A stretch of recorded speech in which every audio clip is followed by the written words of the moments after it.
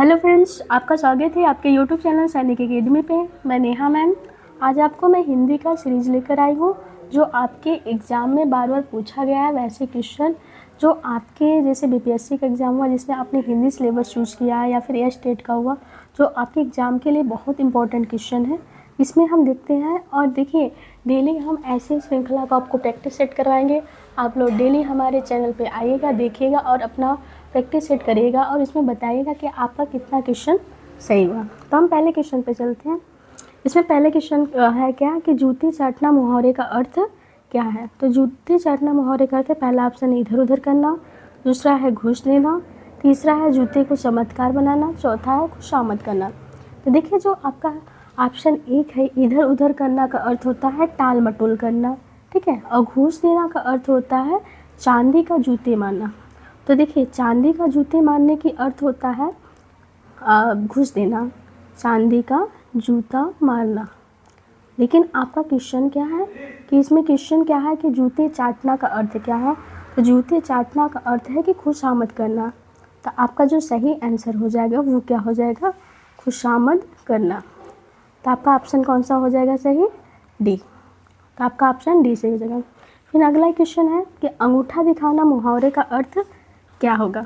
तो पहला ऑप्शन है इनकार करना, फिर दूसरा है मजाक उड़ाना, फिर प्रसन्नता प्रकट करना, मुसीबत उठाना। तो जानते रहिएगा अंगूठा दिखाने का अर्थ होता है क्या, इनकार करना। तो आपका जो सही आंसर हो जाएगा क्या हो जाएगा, इनकार करना।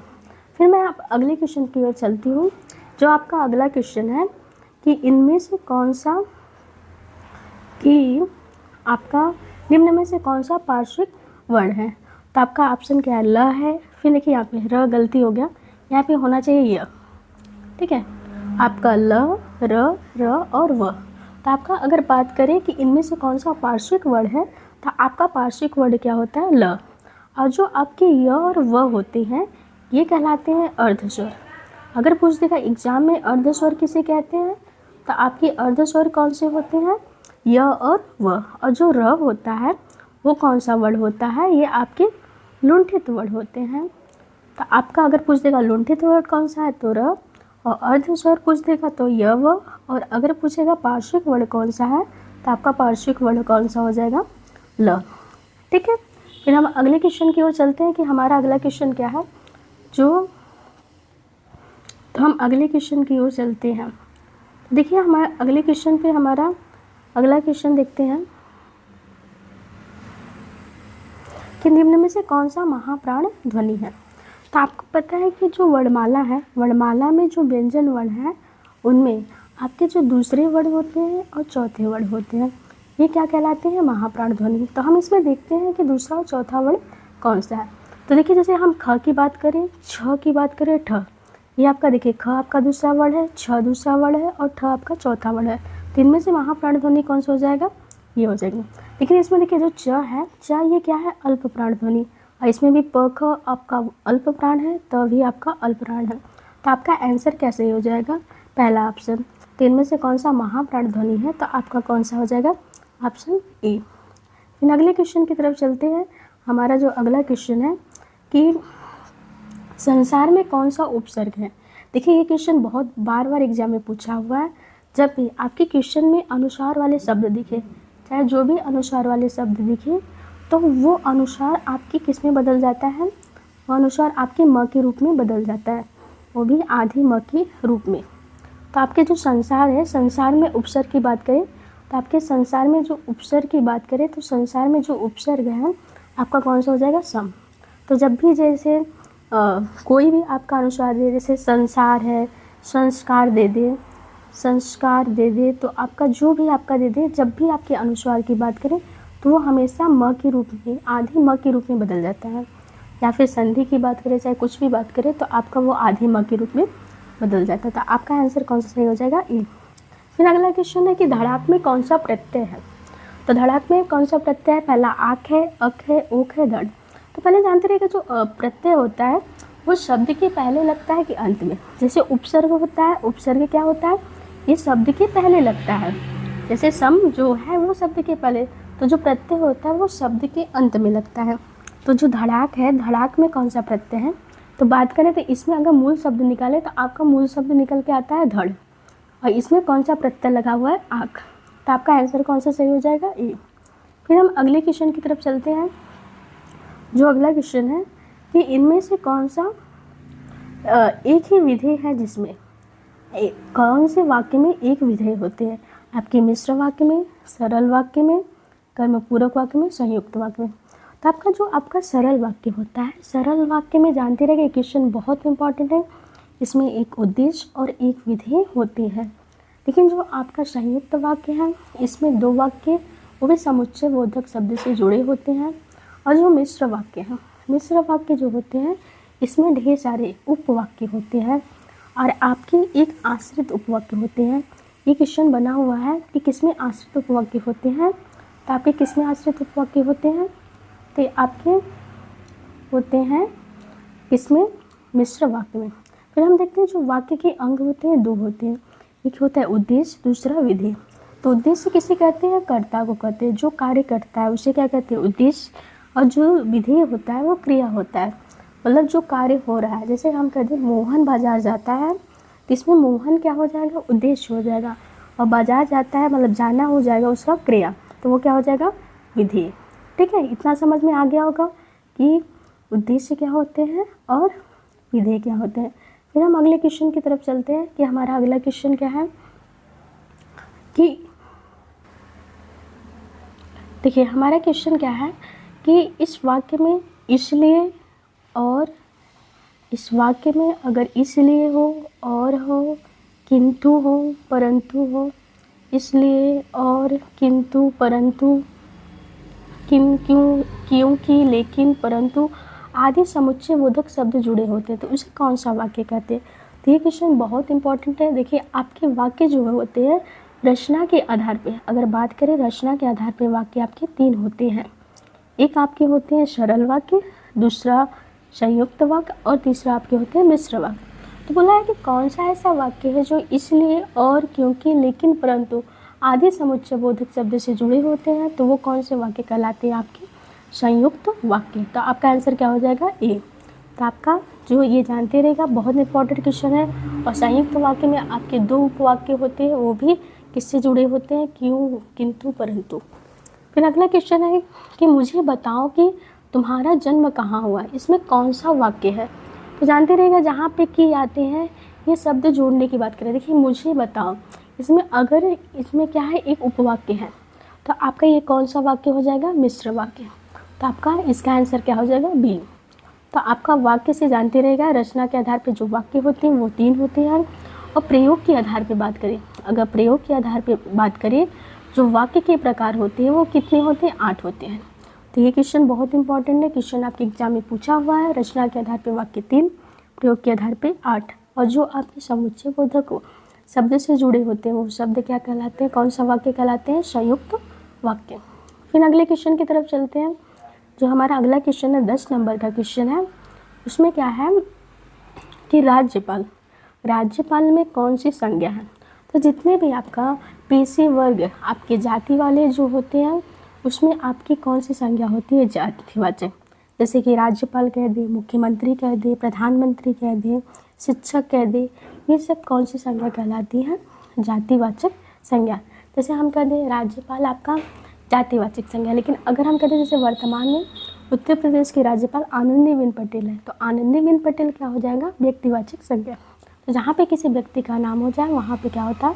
व्यक्तिवाचक संज्ञा। जहाँ पे उनकी पेशे की बात करें तो वहाँ कौन सी हो जाएगा? जातिवाचक संज्ञा। फिर अगले क्वेश्चन की तरफ चलते हैं कि ये शब्द प्रयोग जिसका सदैव बहुवचन में होता है, तो ऐसे इनमें से कौन सा शब्द है जिसका प्रयोग बहुवचन है? तो पहला ऑप्शन है दर्शन, दूसरा लता, तीसरा नारी, चौथा इनमें से एक से अधिक, और पांचवा इनमें से कोई नहीं। जो आपका देखिए बीपीएससी का होता है उसमें 5 ऑप्शन देते हैं, तो उस अकॉर्डिंग हम क्वेश्चन बनाए हैं जो आपके बिहार के एग्ज़ाम के लिए बहुत इंपॉर्टेंट है, और ये आपके प्रीवियस ईयर क्वेश्चन से मिलता जुलता हुआ क्वेश्चन है। तो हम देखते हैं जो ये शब्द सदैव बहुवचन में होता है, तो इसमें जानते रहिएगा जो दर्शन है, दर्शन जो शब्द होता है इसका सदैव प्रयोग किस में होता है? बहुवचन में होता है। फिर हम अगले क्वेश्चन की तरफ चलते हैं। हमारा जो अगला क्वेश्चन है वो क्या है कि रामा सॉरी यहाँ पे रमा होना चाहिए। रमा विद्यालय से घर जाती है, इनमें कौन सा कारक है? तो आपका देखिए जो हिंदी में कारक होते हैं वो 8 प्रकार के होते हैं, जिसमें आपकी कारक के चिन्ह होते हैं। जैसे यहाँ पे कर्ता कारक है तो कर्ता कारक का जो चिन्ह होता है वो नहीं होता है, और सी जो चिन्ह होता है वो करण कारक का भी होता है और आपका अपादान का भी होता है। लेकिन सी जो होता है करण का, वो साधन के लिए प्रयोग होता है, ठीक है। जहाँ पे भी साधन की बात करें तो वहाँ पे करण कारक, और जहाँ पे भी अलगाव की बात करें, तो वहाँ पे आपका कौन सा कारक होता है? अपादान। तो यहाँ पे देखिए रमा विद्यालय से घर जाती है तो विद्यालय से अलग हो रही है, तो यहाँ पे कौन सा कारक हो जाएगा? तो कौन सा कारक हो जाएगा? अपादान। तो आपका आंसर क्या हो जाएगा? अपादान कारक। फिर हम अगले क्वेश्चन की तरफ चलते हैं। जो हमारा अगला क्वेश्चन है कि इनमें से रोशन साइकिल से घर जाता है, तो इनमें कौन सा कारक है? देखिए हम अभी बताएं, जहाँ पे साधन की बात करें से आपकी करण कारक का भी चिन्ह है, अपादान का। और ऐसे क्वेश्चन एग्जाम में बहुत बार पूछे हैं कि कंफ्यूज होता है कि इनमें कौन सा करण कारक है और कौन सा अपादान कारक। तो आपका जानते रहेगा जो रोशन है साइकिल से घर जाता है, तो ये साइकिल से किसी साधन का प्रयोग कर रहा है। यहाँ पे जब भी साधन का प्रयोग करें तो वहाँ पे कौन सा कारक होता है? करण कारक होता है। तो आपका आंसर कौन सा हो जाएगा? 2। फिर अगले क्वेश्चन की तरफ चलते हैं। जो हमारा अगला क्वेश्चन है 14 नंबर। जो 14 नंबर का क्वेश्चन है बहुत इंपॉर्टेंट है कि कोई आ रहा है, इनमें से कौन सा वाक्य में सर्वनाम है? सॉरी, यहाँ पे सर्वनाम है। तो कोई आ रहा है, कौन सा सर्वनाम है? पहला ऑप्शन है निजवाचक सर्वनाम, अनिश्चयवाचक सर्वनाम, निश्चयवाचक सर्वनाम, इनमें से एक से अधिक, इनमें से कोई नहीं।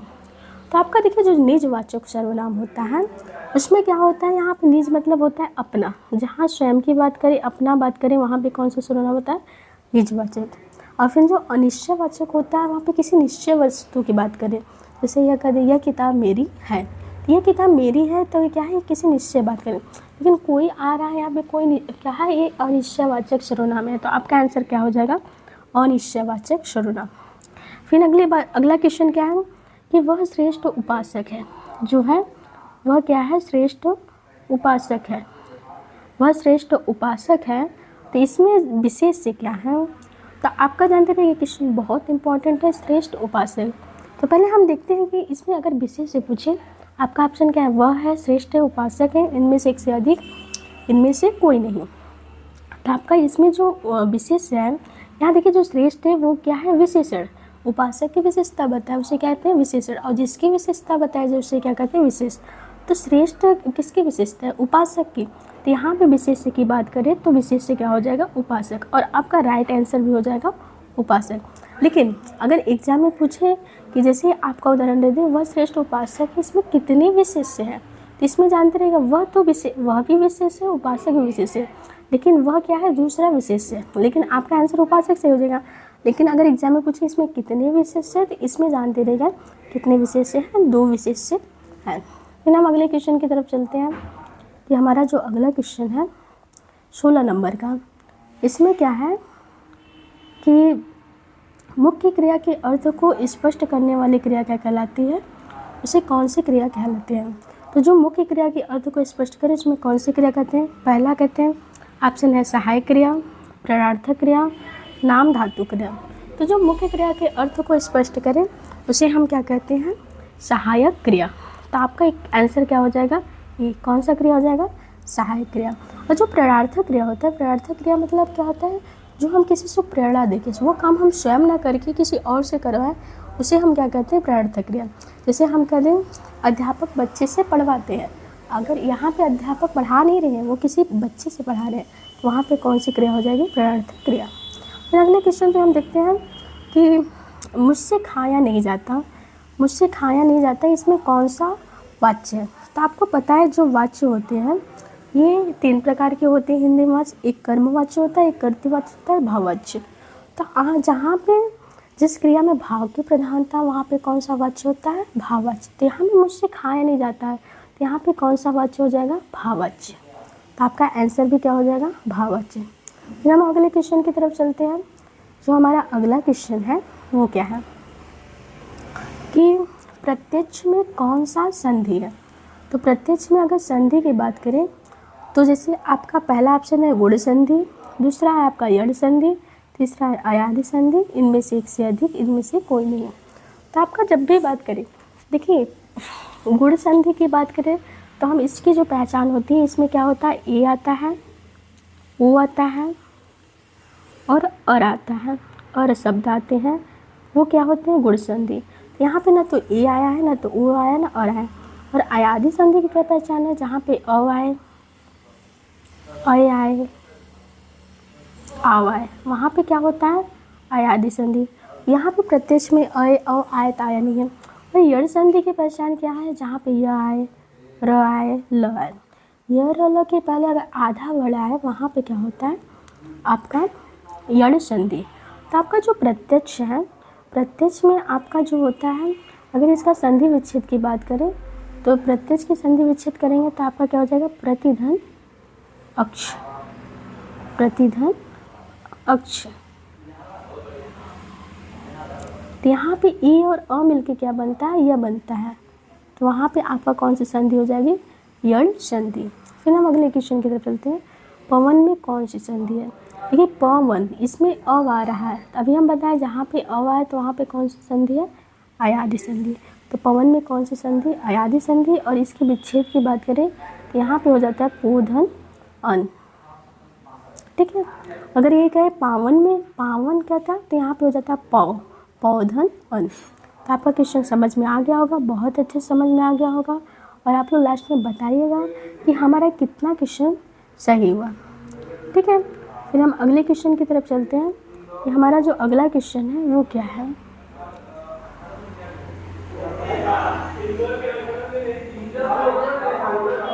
ठीक है, तो हम अगले क्वेश्चन की तरफ चलते हैं। जो आपके 20 नंबर की क्वेश्चन है उसमें चलते हैं कि त्रिवेणी शब्द में कौन सा समास है। त्रिवेणी शब्द में कौन सा समास है? तो जानते हैं जो त्रिवेणी, त्रिवेणी मतलब तीन नदियाँ। तो आपके जहाँ पे जो जिस शब्द में पहला शब्द संख्यावाची हो वो कौन सा समास कहलाता है, द्विगु समास। तो जो आपका पहला शब्द संख्यावाची कहलाता है वो क्या होता है, द्विगु समास। कर्मधारय में क्या होता है, पहला शब्द विशेष और विशेषण, मतलब पहला शब्द विशेषण और दूसरा शब्द विशेष से हो, वहाँ पे कौन सा होता है, कर्मधारय समास। और बहुव्रीहि समास क्या होता है, इसमें किसी पद की प्रधानता नहीं होती, तीसरे की बात करते हैं। जैसे कहते हैं लंबोदर, तो लंबोदर की बात करें तो लंबोदर में जिसका उदर लंब अर्थात गणेश, मतलब तीसरे की बात करते हैं, वहाँ पे कौन सा समास होता है, तो आपका कौन सा समास होता है, बहुव्रीहि समास। फिर हम अगले क्वेश्चन की तरफ चलते हैं कि रस का अनिकार्थिक शब्द नहीं है। रस का अनिकार्थिक शब्द नहीं है। तो आपको पता है जो रस होता है, रस का अर्थ होता है स्वाद, लेकिन पानी नहीं होता है, रूप नहीं होता है। तो इसमें ऑप्शन क्या हो जाएगा, एक से अधिक। तो रस का अनिकार्थिक शब्द नहीं है, रूप और पानी। फिर अगले क्वेश्चन की तरफ चलते हैं हम। हमारा जो अगला क्वेश्चन है 22 नंबर का, बहुत इम्पोर्टेंट क्वेश्चन है, कई बार एग्जाम में पूछा हुआ है कि उन्मूलन का विलोम क्या है। तो उन्मूलन का अर्थ होता है उखाड़ना या किसी चीज़ को उजाड़ना। तो उन्मूलन का अर्थ विलोम क्या हो जाएगा, रोपण। ये कई बार एग्जाम में पूछा हुआ है। तो उन्मूलन का विलोम क्या हो जाएगा, रोपण। और देखिए जो विश्लेषण है, विश्लेषण का किसका विलोम है, ये संश्लेषण का विलोम है। संश्लेषण का विलोम क्या है, विश्लेषण, ठीक है। तो संश्लेषण का विलोम क्या है, विश्लेषण। फिर अगले क्वेश्चन की तरफ चलते हैं। जो अगला क्वेश्चन है हमारा कि आग का पर्यायवाची नहीं है। आग का पर्यायवाची नहीं है। पहला ऑप्शन है पावक, कृषाणु, व्योम, इनमें से एक से अधिक, इनमें से कोई नहीं। तो आपको पता है कि जो पावक होता है, पावक का अर्थ होता है आग, कृषाणु का अर्थ होता है आग, लेकिन व्योम, व्योम जो है ये किसका पर्यायवाची है, ये आप जानते रहेगा, आकाश का पर्यायवाची है। किसका, आकाश का। तो व्योम जो है ये किसका पर्यायवाची है, आकाश का। तो आपका कौन सा आंसर सही हो जाएगा, तीसरा। फिर मैं अगले क्वेश्चन की तरफ चलती हूँ। जो आपका अगला क्वेश्चन है वो क्या है, देख लेते हैं। आपका अगला क्वेश्चन है कि इनमें से कौन सा तद्भव शब्द है। तद्भव शब्द आपको पता है जो संस्कृत के शब्द होते हैं, जो संस्कृत के मूल शब्द होते हैं, संस्कृत के शब्द वो क्या कहलाते हैं, तत्सम। और जो हिंदी का या विकृत रूप होता है उसे क्या कहते हैं, तद्भव शब्द। इसमें आपको पता है जो पुष्प होता है ये तत्सम शब्द है, अग्नि भी तत्सम शब्द है, लेकिन 14 जो होता है वो क्या है, तद्भव शब्द है। 14 का होता है चतुर्दश। तो आपका आंसर क्या हो जाएगा, ए। ठीक है, फिर हम अगले क्वेश्चन की तरफ चलते हैं। हमारा जो अगला क्वेश्चन है कि जो इंद्र पर विजय प्राप्त कर चुका है उसके लिए एक शब्द क्या होगा। देखिए जो हम हिंदी का क्वेश्चन लिए हैं लगभग करके हर चैप्टर से लिए हैं, जहाँ से बार बार एग्जाम में क्वेश्चन पूछता है, तो ये आपके क्वेश्चन बहुत इंपॉर्टेंट है। यहाँ से आपके कई चैप्टर रिवीजन हो जाते हैं। तो जो इंद्र पर विजय प्राप्त कर चुका हो तो इसे क्या कहते हैं, इंद्रजीत। पहला ऑप्शन है इंद्रिय जीत, दूसरा है इंद्रजीत, तीसरा है जितेंद्रिय। तो लोग ऑप्शन देख के कन्फ्यूज हो जाते हैं कि हम इंद्रजीत लगाएं कि जितेंद्रिय लगाएं। इंद्रजीत, देखिए यहाँ पे बोला जो इंद्र पे विजय प्राप्त कर ले, जैसे मेघनाथ रावण के पुत्र थे तो उन्हें क्या कहा जाता था, इंद्रजीत कहा जाता था। तो आपका ऑप्शन क्या हो जाएगा, इंद्रजीत। फिर दूसरी बात कहते हैं जो इंद्रियों पे, जो आपकी ज्ञान इंद्रियाँ होती है, जो इंद्रियों पे विजय प्राप्त कर ले उसे क्या कहते हैं, उसे कहते हैं इंद्रियजीत और जितेंद्रिय। उसके लिए दोनों होता है। तो जो इंद्रियों पर विजय प्राप्त कर ले उसे इंद्रिय या जितेंद्रिय कहते हैं, और जो इंद्र पर विजय प्राप्त कर चुका है उसे क्या कहते हैं, इंद्रजीत। तो देखिए आपका जो आज का क्वेश्चन है 25 क्वेश्चन का श्रृंखला यहीं पे ख़त्म हो जाता है। और ये क्वेश्चन आपके लिए बहुत इम्पॉर्टेंट है, ये क्वेश्चन आपके लिए बहुत इम्पॉर्टेंट होता है। आप ज़रूर देखिएगा और बताइएगा ये क्वेश्चन कैसा है। और फिर हम अगले वीडियो में फिर आपके लिए हिंदी का ऐसे ही इम्पॉर्टेंट क्वेश्चन लेकर आएंगे जो आपके साहित्य और ग्रामर दोनों से मिला के क्वेश्चन होंगे। तो आप लोग ज़रूर देखिएगा। धन्यवाद।